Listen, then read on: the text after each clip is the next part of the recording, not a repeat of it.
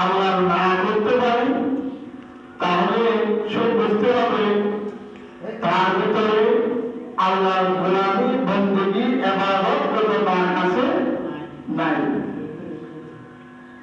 এই ভুলে গেল সমস্ত প্রশংসা হবে একমাত্র যোগ্যতার যিনি, তিনি হলেন আমার আপনার রব আল্লাহ সুবহানাহু ওয়া তাআলা।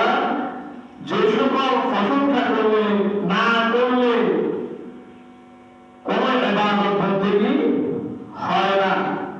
আল্লাহর প্রশংসা ছাড়া কোন ইবাদত হবে না, কাজে আসবে না।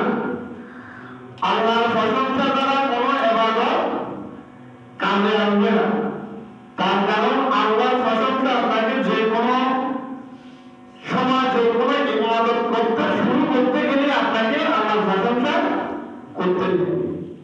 সম্মানিত হাজির, তাহলে আল্লাহর প্রশংসা সর্বপ্রথম শুরুতে আছে না নাই? কোরআন কারীমের সর্বপ্রথম শুরু কোরআন কারীম কিতাবখানি খুললে আল্লাহর প্রশংসা আছে না? আল্লাহর প্রশংসা ছাড়া কিছু নাই, কোনো ইবাদত আল্লাহর প্রশংসা ছাড়া কবুল হবে না।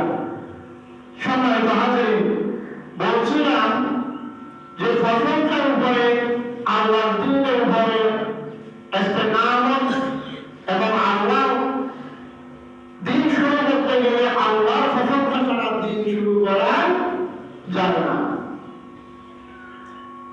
যেমনিভাবে কোরআন কারীমের সর্বপ্রথম সূরা সূরাতুল ফাতিহা, আপনি আমার যে কোনো মুহূর্ত দিয়ে যদি নামাজ যদি শুরু করতে হয়, সর্বপ্রথম সূরাতুল ফাতিহা দিয়ে আল্লাহর প্রশংসা দিয়ে শুরু করা লাগে। আল্লাহর প্রশংসা ছাড়া কোনো প্রকারে আপনার